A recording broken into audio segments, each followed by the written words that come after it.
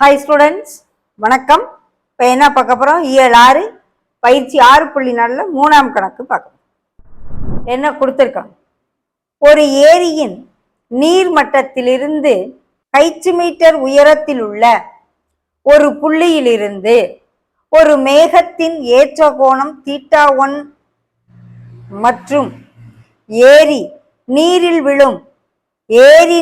விழும் மேக பிம்பத்தின் இறக்க கோணம் θ2 டிகிரி எனில் தரையிலிருந்து மேகத்தின் உயரம் இவ்வளவு தூரத்துல, தரையிலிருந்து மேகம் அவ்வளவு உயரத்துல இருக்குன்னு நம்மளை நிரூபிக்க சொல்றாங்க. முதல்ல படம் போடுவோம். ஒரு ஏரி அப்படின்னு வச்சுக்கிறோம். இதுதான் ஏரி. ஓகே, தண்ணி எப்படி இருக்குது? ஒரு ஏரி. இது ஏரியின் நீர்மட்டத்திலிருந்து, இதுதான் நீர்மட்டம்னு வச்சுக்கிறோம். இதுதான் என்னது? நீர்மட்டம். நீர்மட்டத்தில் இருந்து h மீட்டர் உயரத்தில் உள்ள h மீட்டர் உயரத்தில் உள்ள ஒரு புள்ளியில் இருந்து, இந்த புள்ளியை ஏன்னு எடுத்துக்கிறோம். இந்த புள்ளியிலிருந்து ஒரு மேகத்தை பார்க்குறாங்க. மேகம் இங்கே இருக்கு. மேகம் இங்கே இருக்கு. ஒரு மேகத்தின் ஏற்ற கோணம் அதை இப்படி பார்க்குறாங்க. இப்போ பார்க்குறாங்கன்னா அப்படி கோடு. மேகத்தின் ஏற்ற கோணம் θ1 எனில் வச்சுக்கிறோம் 1 மற்றும் இதை நல்லா ஜாயின் பண்ணுவோம். இது h மீட்டர்னா இதுவும் என்ன ஆகும்? h மீட்டர் ஆகும். மற்றும் ஏரி நீரில் விழும் மேக பிம்பத்தின் இறக்க கோணம் θ2 எனில், அப்ப அந்த பிம்பம் எங்க உழுகும்? ஏரிக்குள்ளர, தண்ணிக்குள்ளர அந்த பிம்பம் உழுகும். பிம்பம் எப்படி உழுகும்னா, இப்ப சப்போஸ் கண்ணாடி இப்படி இருக்குன்னா, நீ கண்ணாடியில இருந்து நீ எவ்வளவு தூரம் தள்ளி நிக்கிறியோ அதே தூரத்துல இந்த பக்கத்துல பிம்பம் கிடைக்கும். என்னன்னா, கண்ணாடியில இருந்து பொருள் எவ்வளவு தூரம் இருக்கும் அதே தொலைவு கண்ணாடிக்கு உள்ளர பிம்பம் தள்ளி கிடைக்கும். UV அப்படின்னு சொல்லுவாங்க, பொருளினுடைய தூரம் பிம்பத்தினுடைய தூரம் சொல்லி. அப்ப இந்த கண்ணாடிக்குள்ள இருக்கிறது இதுவும் ஒரே டிஸ்டன்ஸ்ல இருக்க மாதிரி இங்க தண்ணி தான் இங்க கண்ணாடியா செயல்படுது. ஸோ மேகத்தினுடைய பிம்பம் இங்க உழுகுதும் அப்படின்னு வச்சோம்னா, இங்க என்ன இருக்கும் அதே இதுலதான் இந்த பிம்பமும் நமக்கு உழுகும். ஓகே, இப்ப நீர் மட்டத்துல இருந்து இது எவ்வளவு டிஸ்டன்ஸ் இருக்கும்? இது ஹெச்னா இதுவும் ஹெச். அப்ப இது என்னன்னு தெரியாது, எக்ஸ்ன்னு வச்சுக்கணும். ஸோ அதே எக்ஸ் பிளஸ் ஹெச்ல தான் இங்க பிம்பம் விழுகும். ஸோ இந்த கிளவுடுன்றனால இதை சீன்னு வச்சுக்கிறேன், இதனுடைய பிம்பம் சி டேஸ்ன்னு வச்சுக்கிறேன். ஸோ இதுவும் என்ன இருக்கும் அப்படின்னா எக்ஸ் பிளஸ் ஹெச் இருக்கும். இங்க எக்ஸ் ஹெச்னால மொத்தம் இது இப்ப 40 மீட்டர் இருக்குன்னா இதுவும் அதே போல 40 மீட்டருக்குள்ளதான் தண்ணிக்குள்ளற இந்த கிரவுண்டுல இந்த பிம்பம் நமக்கு கிடைக்கும். ஏன்னா இந்த தண்ணி கண்ணாடி மாதிரி செயல்படுது. ஓகே, இப்ப என்ன சொல்றாங்க? ஏரி நீரில் விழும் மேக பிம்பத்தின் இறக்க கோணம். அப்ப இங்க இருந்துதான் பாக்குறேன் இறக்க கோணம், இறக்கி இப்படி கண்ணை இறக்கி பாக்குறேன். அது எவ்வளவு இது இருக்குன்றாங்க? θ2 இறக்க கோணம், இது θ1ங்கிறது ஏற்ற கோணம். ஸோ இதுதான் படம் முதல்ல நல்லா போட்டாச்சு. தரையிலிருந்து, இந்த தரையிலிருந்து மேகம் எவ்வளவு தூரத்துல இருக்கு அப்படின்னு கேட்கறாங்க. மேகத்தின் உயரம் இதுன்னு ப்ரூவ் பண்ண சொல்லியிருக்காங்க. பார்க்கலாமா? ஒவ்வொரு இதா பேர் கொடுப்போம். இது ஏசிங்கிற, இது பின்னு வச்சுக்கிறேன். ஓகே, இது சி டேஸு, இது எம், இது என் அப்படின்னு லெட்டர் நம்ம நேம் கொடுத்துக்கலாம். எந்த நேம்னாலும் கொடுத்துக்கலாம். இப்போ ஒவ்வொரு முக்கோணமா எடுப்போம். முதல்ல இந்த முக்கோணம் எடுப்போம். எந்த முக்கோணம்? ஏபிசிங்கிற முக்கோணம். ஓகே, இந்த ஏபிசிங்கிற முக்கோணத்துல இது ஹெச்னா இதுவும் ஹெச்னு ஆயிடுது. இது θ1. ஸோ இதுவும் என்ன நமக்கு தெரியாது, இதை ஒய்ன்னு வச்சுக்கிடுவோம். இல்லைன்னா ஏபின்னே கூட வச்சுக்கலாம், இதை ஒய்ன்னே வச்சுக்கிறோம். ஓகே, தெரியாததெல்லாம் வேற லெட்டர், இங்கிலீஷ் லெட்டர் எத்தனையோ இருக்கு, அதில் ஒன்று கொடுத்து வச்சுக்கோம்.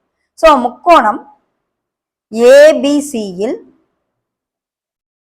tan θ1 = எதிர்பக்கம் பை அடுத்துள்ள பக்கம். ஓகே, இப்போ tan θ1 = பிசி என்னது? எக்ஸ் பை ஏபி என்னன்னு வச்சிருக்கோம்? ஒய்ன்னு வச்சிருக்கோம். அப்ப ஒய் = எக்ஸ் பை tan θ1. இந்த θ1 கீழே இருக்கிறத அப்படியே வச்சுக்கலாம். ஏன்னா ப்ரூஃப்ல நமக்கு டேன்ல தான் ப்ரூவ் பண்ண சொல்றாங்க. ஸோ இதை அப்படியே வச்சுக்கிடுவோம். இது நம்பர் 1ன்னு வச்சுக்கோம். இந்த முக்கோணத்தை எடுத்து முடிச்சிட்டேன். அடுத்த முக்கோணம் ஏபிசி டேஸ் எடுப்போம். அடுத்த முக்கோணம் எதை கொடுக்க போறேன்? ABC days. முக்கோணம் ஏபிசி டேஸ். இங்க எல்லாமே நம்ம எழுதிடணும். சிங்கிறது மேகம், சி டேஸ் என்பது பிம்பம்.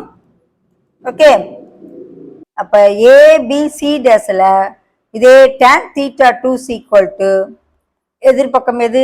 BC' by அடுத்துள்ள பக்கம் ஏபி. ஏபி என்னன்னு வச்சுருக்கோம், ஒய்ன்னு வச்சுருக்கோம். அடுத்து போடுறோம். ஏபிக்கு பதிலாக ஒய் போட்டலாம். இந்த பிசி டேஸுங்கிறது ஃபுல்லும் எவ்வளோ இருக்குன்னு பாருங்க. இங்கே ஒரு ஹெச், இங்கே ஒரு எக்ஸ் ப்ளஸ் ஹெச். அப்போ எக்ஸ் ப்ளஸ் 2h. இப்படி X plus 2h tan θ2. Okay, இதே போல் இதில் இருந்து y is equal to x plus 2h by tan θ2. Okay, இது செகண்டு.